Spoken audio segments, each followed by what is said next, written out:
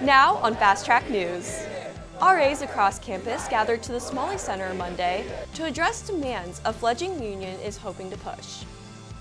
Plus, the intramural roller hockey team's head coach suffered a traumatic brain injury in a severe car accident. How the team rebuilds behind their coach during the season. And with love in the air, how the College of Liberal Arts is getting in the mood for Valentine's Day. All your campus weather, news, and sports is straight ahead. You're watching Fast Track News. Happy Friday, Boilermakers. I'm Mason Shorter. And I'm Julia Blanford. It's February 14th, which, in case you forgot, is Valentine's Day. Here's a look at your campus news for the week. First, resident assistants went into the Smalley Center Monday evening to advocate for changes in the job description. Res Life Organized Workers, or RO, is a group of RAs hoping to reach union status. And as the RAs began to protest, RO met with Purdue. Reporter Jonah Blankenhorn has the story. I'm outside here at Smalley Center where there appears to be a large group of people protesting for RAs. It appears that they are just protesting for their benefits and working conditions. The workers united will never be defeated. The workers united will never be defeated. The workers united will never be defeated. The Resident Assistant Union began organizing late January and was started by Milo Wiebes, an RA at Aspire, and some supporting resident education assistants. Their first official public email went out January 26 with a list of demands. I would love to see their living conditions get better, period. I know one of their demands is free laundry. A lot of their demands just come from wanting better living conditions, whether it is laundry or mole checks in dorms, and not having roommates in their rooms. There was an overwhelming amount of support at the protest with over 100 people in the crowd. Not only that, but the protest lasted from around 5:45 into the night. Pretty soon you got a whole crowd, and once you get a crowd like this, there's not much they can do to stop it. Yeah! While there were a number of people that spoke up at the protest, some members were able to go inside of Smalley to attend the meeting. It was certainly an experience. I think all of us went in and we had a lot to say, which is why we sent the email in the first place. But I don't know if it was as productive as I hoped it would have been. A lot of the answers that we got was, okay, we'll take those concerns and get back to you, or in the future, we recommend you and other RAs just speak to your supervisors if you have a concern, which is not the answer we were hoping for, because in the past, a lot of us have tried to go to our supervisors with concerns, and we've even started working up the chain of command, and we haven't had any productive changes occur from that. For more information, you can follow RO at Purdue on Instagram and their website, ropurdue.org. This is Jonah Blankenhorn reporting for Fast Track News. The university responded to the RA protest. In a statement, Chief Spokesperson Aaron Murphy says in part, resident assistants are a valued and coveted student leader role. For the 400 spots, there were 4 times the amount of applicants. The statement also mentions that the National Labor Relations Act, including collective bargaining, does not apply to public entities such as Purdue. Julia, we had a bit of a chilly week here in West Lafayette, didn't we? You're right, and I'm afraid it may just get colder. Meteorologist Delaney Bowles is here with a look at the first forecast. Good afternoon, Boilermakers, and a happy Friday. I'm meteorologist Delaney Bowles with your look at the campus forecast. So we're looking at a live look here from Purdue Memorial Union, actually seeing some overcast conditions in the sky. That's going to last us throughout the rest of the day and into the coming days as well. Currently sitting at right around 23 degrees here in Tippecanoe County, and we're staying in the lower to mid 20s throughout the area, getting up to only 25 degrees down there in the south there in Montgomery County and Fountain County. But just for you guys to know what's coming up, we are tracking another system coming tonight into Saturday. So we just got rid of our system on Wednesday that brought us a mixture of wintry weather, snow, ice, and freezing rain. We're going to have a little bit more of the same on Saturday and then into Sunday morning. But for today, sticking with clouds, temperatures in the mid to lower 20s. And getting to 30 is going to be our high today. Winds not too bad, but there you see we do have that chance for rain and some mixed precipitation tonight. So stay tuned for my full forecast. The College of Liberal Arts continues their tradition of love and appreciation every year during the week of Valentine's Day. Love Liberal Arts Week is meant to show love for students, faculty, and the School of Liberal Arts. Activities have happened all around campus, some of which include a watch party for the Purdue versus Michigan game, a graduate student appreciation event, free t-shirts, just picked one up the other day, and a free hot chocolate stand. When asked about this week within liberal arts, one student had this to say. The hot chocolate station. I worked the Cranert station, and we had a lot of people come in, get free hot chocolate. Some said we brightened up their day, and that's all you can ask for. The events will conclude today with a Love Liberal Arts celebration event from 2 to 3:30 in Beering, room B293. Purdue's College of Health and Human Sciences appointed a new dean effective just this past Monday on February 10th. Aaron Bowman, professor of toxicology, joined Purdue in 2018, acting as head of the School of Health Sciences. Bowman has also served as interim dean since November 2023. Under his leadership, the School of Health Sciences has seen significant enrollment growth and has doubled its number of honors students.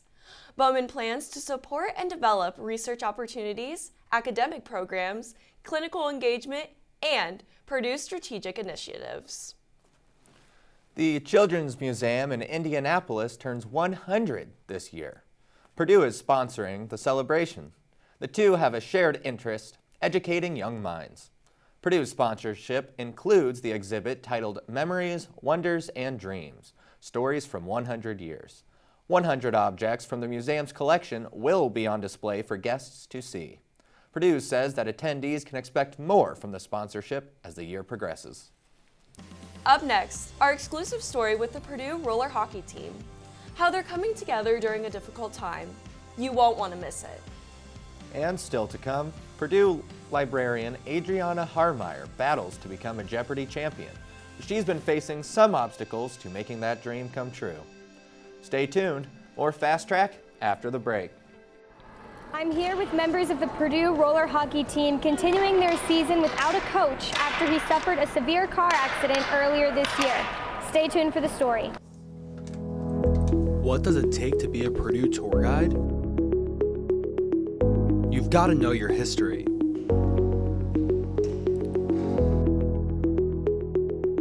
You have to know your facts.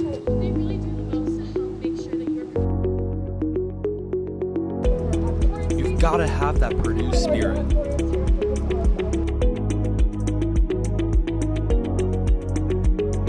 And you have to walk backwards. Hola from Spain. G'day, mates. Buenos dias. Bonjour. Hello from South Korea. I'm studying abroad in Valencia, Spain this semester. I'm studying abroad in Sydney, Australia. I'm studying abroad in Madrid, Spain. I'm studying at Seoul National University. At Issy Super in Toulouse, France. And I'm really getting to enjoy meeting all the new people and the culture. How different it is from Purdue University. It is an absolutely fantastic experience. I'm living my best life. I can't wait to see you guys all overseas soon. A bientôt. Adios. Nos vemos de España.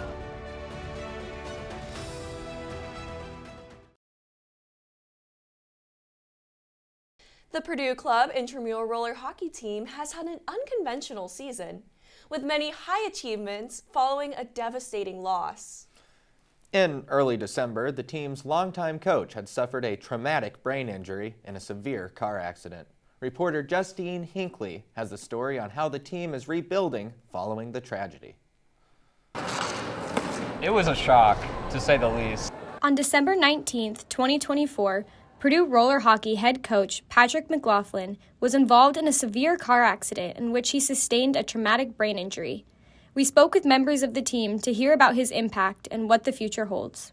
He's been with the club since the very beginning, and to find out that we didn't even know the full extent when his wife told us. We just knew that he was in an accident, and we didn't know if he was in stable condition. We didn't know how long he had been there. It was scary for sure. It was was tough when we first found out. We have played some tournaments without a coach. We have had our friend Evan Sferrick suit up as a coach just so we have somebody there. It's impossible to replace Patrick, but the good thing is via our Instagram account, we were able to raise a significant amount of money for the GoFundMe for Patrick and his family to cover his medical expenses. The team also shared some of the successes they've had following this tragedy, as well as their hope for the future. The Division III team has been having a very strong season, and they've carried on without Patrick. Purdue has beaten Lindenwood for the very first time, which is huge because they're regarded as one of the best teams in the country. A couple of us went and visited him. It was really nice for a few of us to be able to see him and help keep his spirits high. As of right now, there are no plans for Coach McLaughlin to return to the team as he focuses on his recovery. This is Justine Hinckley with Fast Track News. Wow, that is so awesome that the way the team is still succeeding following such a horrific tragedy. It's a beautiful example of hope in the midst of uncertain times. If you would like to help support Coach Patrick, the roller hockey team has opened a GoFundMe page to help cover his medical expenses. The fundraiser can be found on their Instagram page. On Tuesday, Purdue professor and archivist Adriana Harmeyer was back on the Jeopardy stage. Harmeyer competed last Friday, turning her 15-game win streak into 16. She placed third in the Monday night game, but she was not out of the race. On Tuesday night, Harmeyer started with a strong lead, but fell behind due to the other players gaining points from the daily double. Harmeyer also played Wednesday night, placing third, but none of the three contestants have hit 3 wins yet, so the game is still on and will continue. Up next, Delaney is back with your full forecast. And it sounds like she agrees with the groundhog. It looks like winter is sticking around for a while. Stay with us. Fast Track will be right back.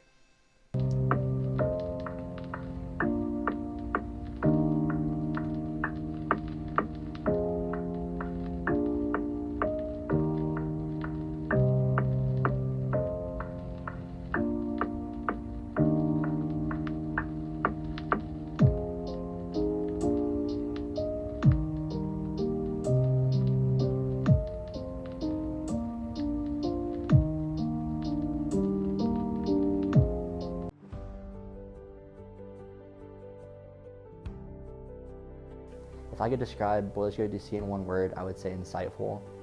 I've done a couple internships in DC, but this experience was different and opened my eyes into what other aspects of DC has to offer in networking and relationships as well. If I could describe BGDC in one word, I would say eye-opening. I've been to DC a couple times before, but I have had nowhere close to an experience as immersive or as informative as the BGDC experience. If you're interested in politics and you want to get into working in government, this is a good experience for you. It was something I initially myself really wanted to do, but I know there were a lot of people that might be on more of the fence about it. And I truly think BGDC was worth every penny, every time I did a reflection. Absolutely worth it. If I can describe BGDC in one word, it's life-changing.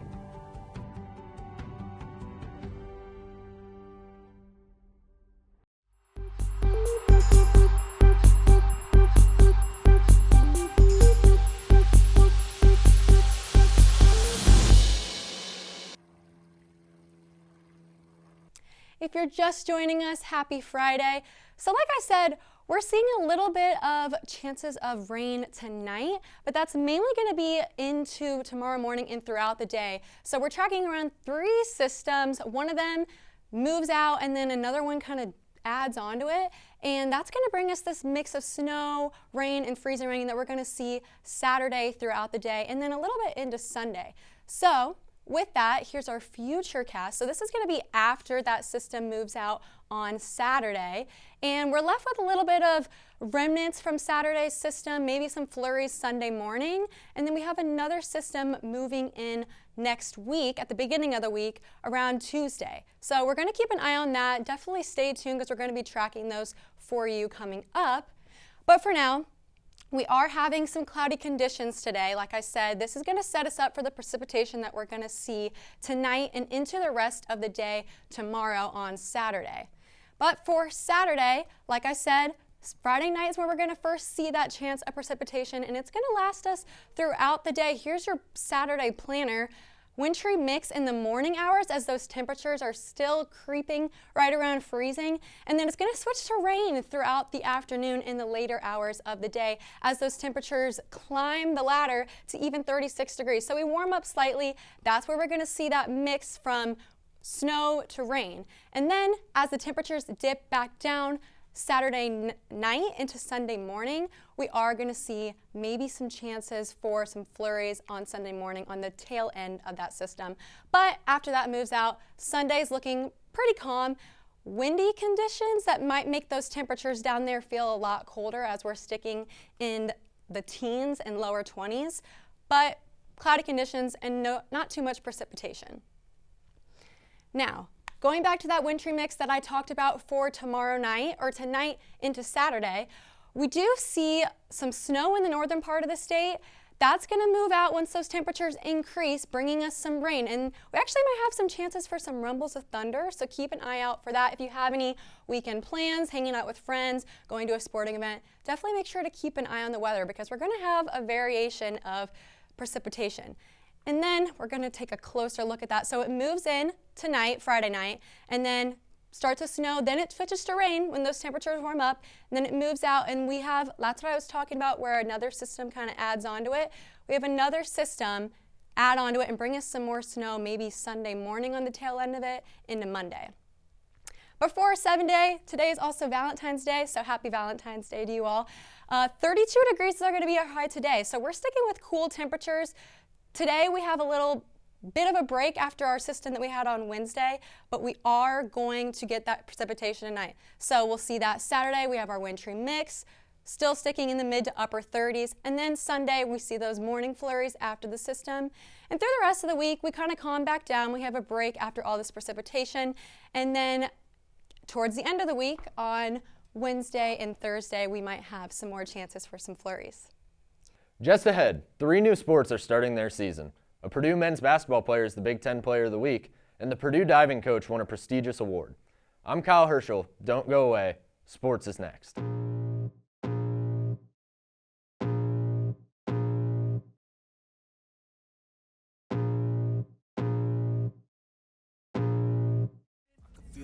Creeping up from the heathens, got will, got fight, got pride, got reason. If they wanna go eat, then you know I'm gon' feed them. If you're coming for me, hope you're ready for a demon. I got drive, got sight, always have a vision. I don't lie at night, I be in my feelings. I'ma be fine, need time, and I'll soon be winning. I can feel the blood creeping up from the heathens, got will, got...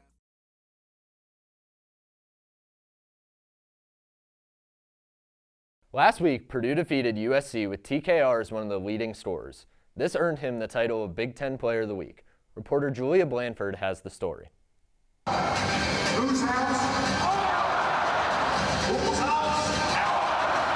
Mackey Arena was jam-packed this past Saturday night while the 7th-ranked Boilermakers took on the unranked USC Trojans. The game was not a nail-biter by any means, but it did propel player Trey Kaufman-Renn to the Big Ten Player of the Week for the 3rd time this season. Scoring 24 points against USC, as well as a 10-rebound effort, earned Renn his Big Ten title, and Purdue student Arnav Kulkarni will have to agree. Yeah, I think he deserves it. I saw him at the Purdue IU game. Loved it. He had a great performance. I think he's been doing great so far this year too, so yeah. Despite winning all these awards and titles, Kaufman-Renn does not let these achievements get to his head. In the USC postgame conference, he says he's very appreciative of the team's support and camaraderie. Well, I mean, I appreciate it. I appreciate that he's got my back. But you know, that's what this team is. You know, everybody has each other's back, so it's great to be a part of a locker room like that. The team's friendship is felt by not only the players, but by the fans as well. Kulkarni believes that there's no way that they are not actually friends in real life. They gotta be friends in real life, but probably the same as any other group of friends. You know, there's probably some people who like each other less than others and some that like each other more than others. But yeah, their dynamic shows that they get along well. Fans are excited to see what next Kaufman-Renn and the rest of the team will accomplish this 2025 basketball season. Julia Blanford reporting for Fast Track News. Stay tuned to see if Trey Kaufman-Renn will get yet another Big Ten title this season. Following an away loss to Rutgers Sunday, women's basketball beat Northwestern 75-60 Wednesday night to earn their 2nd conference win of the season. Purdue took their first lead early with a 9-0 run. They outscored the Wildcats in the second to take a 4-point lead into the half. Purdue took a double-digit lead after the break, thanks to their stifling defense. They held Northwestern to 8 points in the third on 27% shooting. The Wildcats cut the lead to single digits multiple times in the fourth, but Purdue kept answering to hand them a 15-point loss. The team had a balanced scoring output with 5 players in double figures. Rashunda Jones scored 14 points and dished 7 assists. Kendall Purrier added 14 points of her own and 5 rebounds.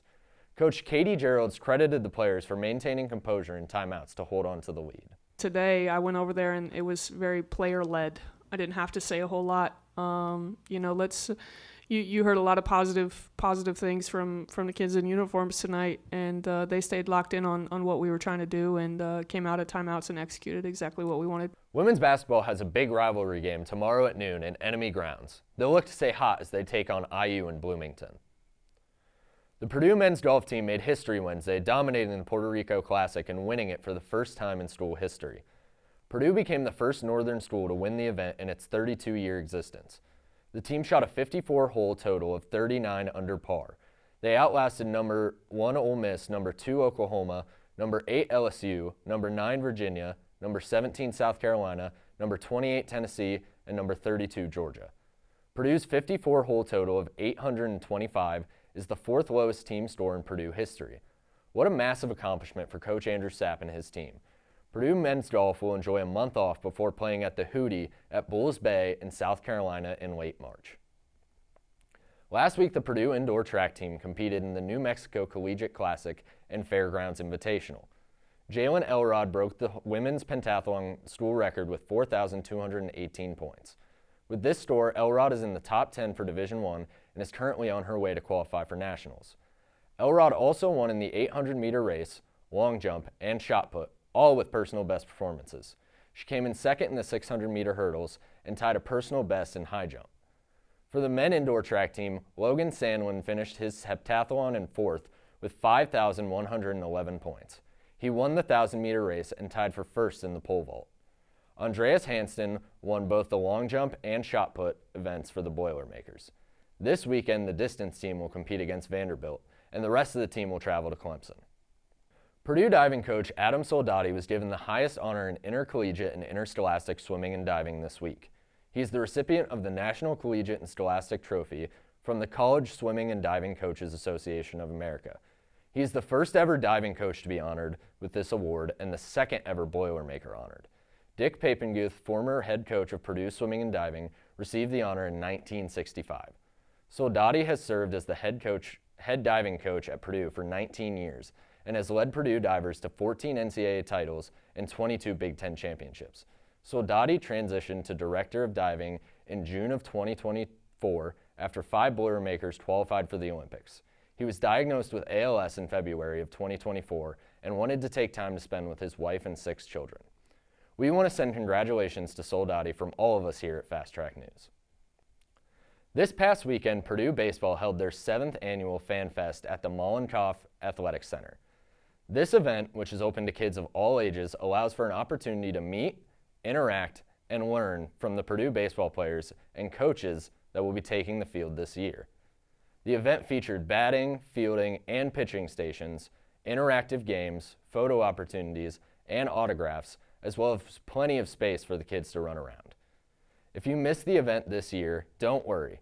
Head coach Greg Goff confirmed that the event will continue annually as the staff is constantly trying to find ways to make FanFest bigger and better.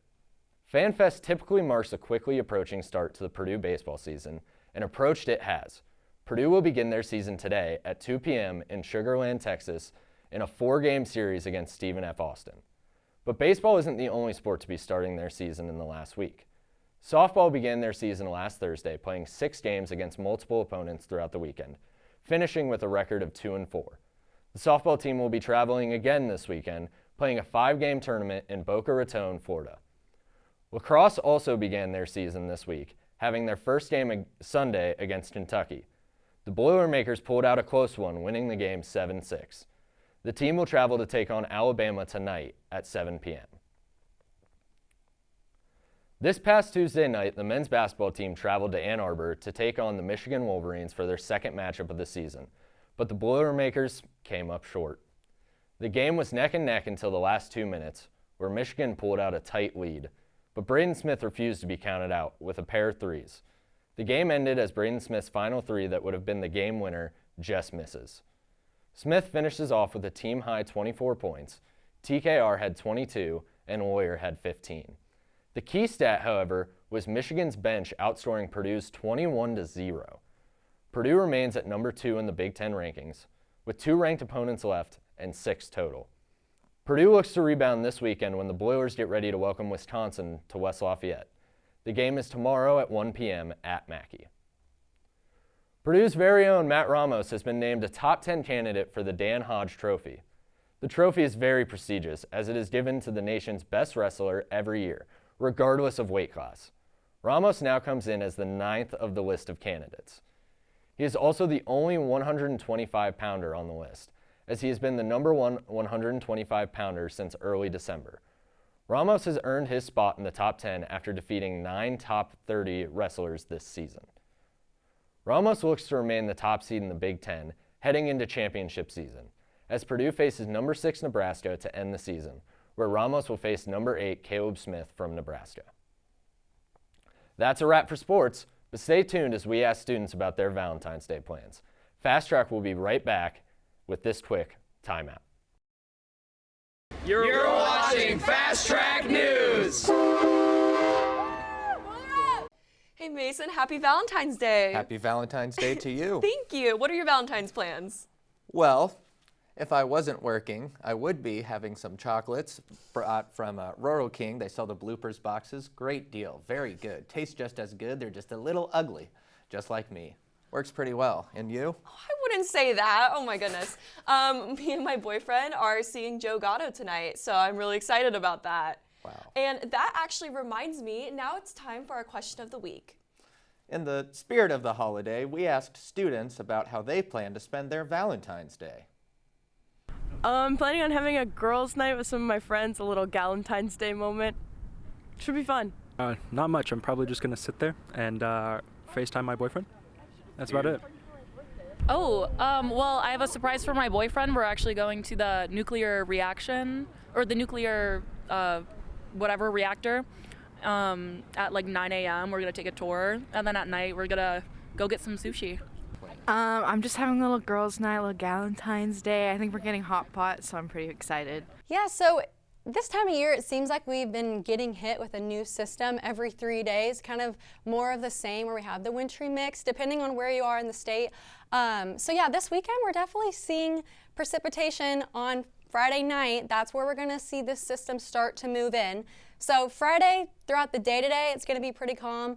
But tonight is where we're going to start to see that rain move in, and then the bulk of that system is going to hit us on Saturday throughout the day. Maybe some remnants left over Sunday morning, some flurries on the tail end, but yeah, and then throughout the rest of the week after our system moves out this weekend, we're looking at some pretty calm conditions until we have another chance of snow on Wednesday. So yeah, we're still experiencing that winter weather, but we're on the tail end of it as we're approaching March. So hopefully spring is on the way. That's all for us today. I'm Julia Blanford. And I'm Mason Shorter. Thanks for tuning in. We'll see you next week.